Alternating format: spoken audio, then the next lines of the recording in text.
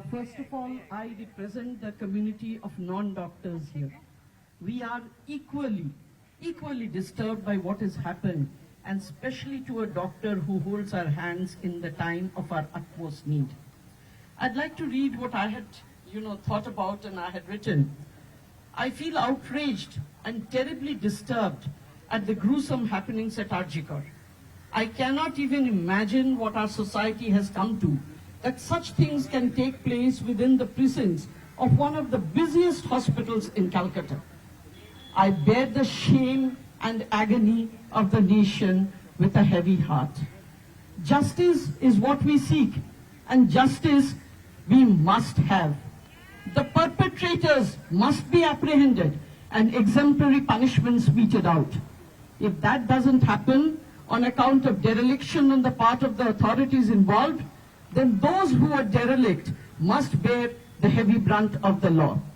Let us not be content with lip service about what is being done to ensure women's safety. We demand it, and we must have it.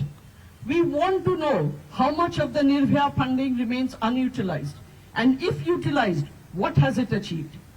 Let us please not fall into the trap of short public memory on which authority figures rely. At some point of time, we need to stand up for our rights, because if we do not, we or our near and dear ones may befall a similar fate. We are not interested in being worshipped as goddesses. We only demand human rights.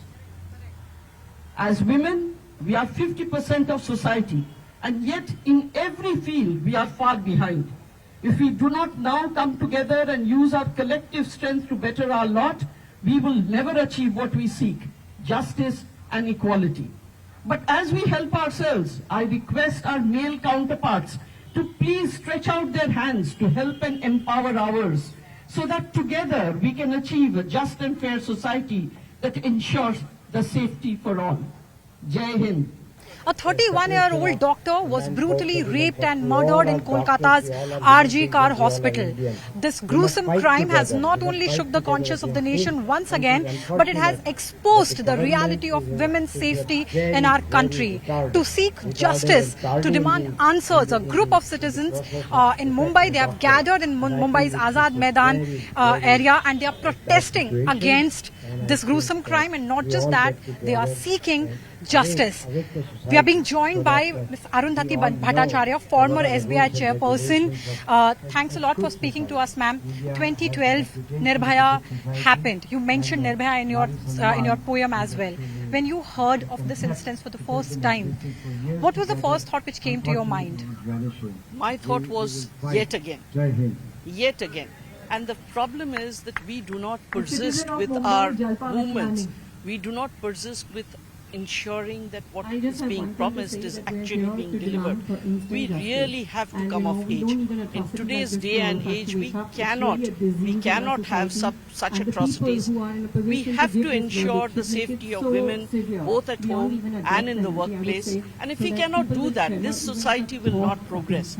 We are looking at becoming a developed nation. How can we be a developed nation if we are not able to ensure the safety of 50% of the population? Absolutely, ma'am. And it's no secret that most of the women are not safe in their homes as well. And this was an instance which took place at a workplace. You are a role model we all look up to when it comes to working women. So did it hit even harder that after home it's a premises as sacred as a hospital? Absolutely, it did. Because, in our worst time of needs, it's the doctors who hold our hands. When we are most vulnerable, it's the doctors who give us service.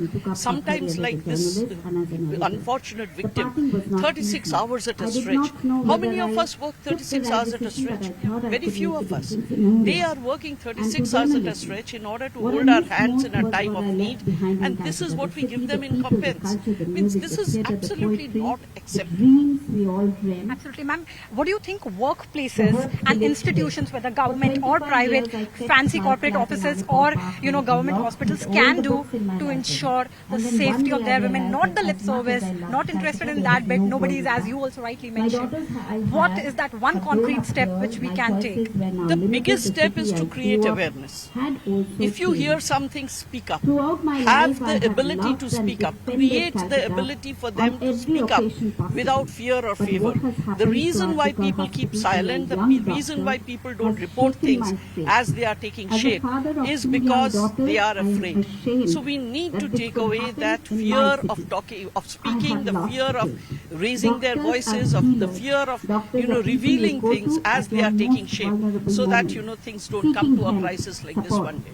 Thanks a lot for talking to us, ma'am.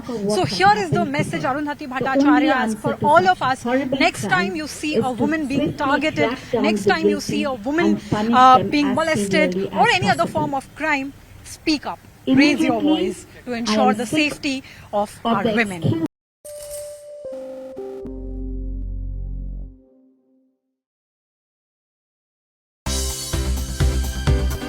For more news and updates, all you need to do is follow CNBC TV 18 on all of our digital platforms.